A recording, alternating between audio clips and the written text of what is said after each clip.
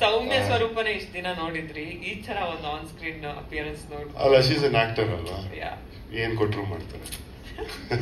Best of the best compliment ಸಿಗ್ತಾ ಇದೆ.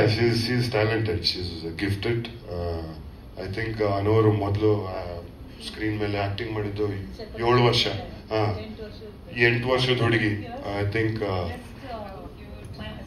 because that babysitting was on that teacher was on leave, so he had to drop me, otherwise ನಾನು ಎಲ್ಲೂ shooting ಕರ್ಕೊಂಡು ಹೋಗ್ತಿರ್ಲಿಲ್ಲ ಅವಳನ್ನ.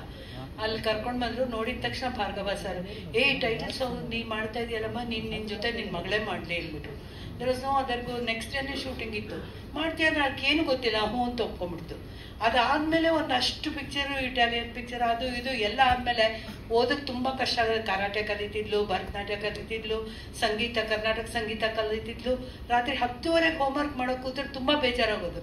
ಅದಕ್ಕೆ ನಾವು ಸಾಕಮ್ಮ ಇನ್ನ ಅಂದ್ಬಿಟ್ಟು ವಿ ಜಸ್ಟ್ ಕೆಪ್ಟ್, ಯಾವುದೂ ಒಪ್ಕೊಳ್ಳಿಲ್ಲ. ಆಮೇಲೆ ನೋಡಿದ್ರೆ ಒಂದು ನನ್ನ ಹಸ್ಬೆಂಡ್ ಒಳ್ಳೆ ಫೋಟೋಗ್ರಾಫರ್, ಸ್ಟಿಲ್ ಫೋಟೋಗ್ರಾಫರ್. ಅವ್ರ ಮಗಳದು ಒಂದು 18 ವರ್ಷದ್ದು ಬರ್ಡೇ ಆದಮೇಲೆ ಒಂದು ಫೋಟೋ ಶೂಟ್ ಮಾಡಿದ್ರು.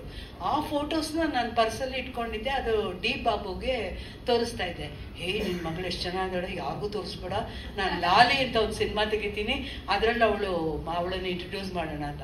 ಅದನ್ನ ಹಿಂದ್ಗಡೆ ವೆಂಕಟೇಶ್ ಅಲ್ಲ ಅವರು, ಮಧುಸೂದನ್ ರೆಡ್ಡಿ ನಿಂತವರು ಹೋಗ್ಬಿಟ್ಟು ಗೀತಮ್ಮನ ಹತ್ರ ಹೇಳಿದ್ದಾರೆ, ಗೀತಾ ಶಿವಣ್ಣ ಅವ್ರ ಹತ್ರ. ಅವ್ರು ಇಮ್ಮಿಡಿಯೇಟ್ 1 ಅವರಲ್ಲಿ ನನಗೆ ಫೋಟೋಸ್ ಕಳಿಸ್ಕೊಡಿ ಅಂತ. ಅದು ನೋಡಿ 2 ಅವರ್ಸಲ್ಲಿ ಅಮ್ಮ ಕರೀತಾ ಇದ್ದಾರೆ, ಬರ್ಬೇಕಂತೆ ಮಗಳನ್ನು ಕರ್ಕೊಂಡು ಅಂತ ಹೋದೆ. ಹೋಗಿದ್ದು ಅಲ್ಲಿಂದ ಅಲ್ಲಿಗೆ ಒಂದೇ ದಿವಸದಲ್ಲಿ ಅವ್ರು ನೀನ್ ಮಾಡ್ತೀಯಮ್ಮ ಏನು ಅಂತ ಹೇಳಲಿಲ್ಲ.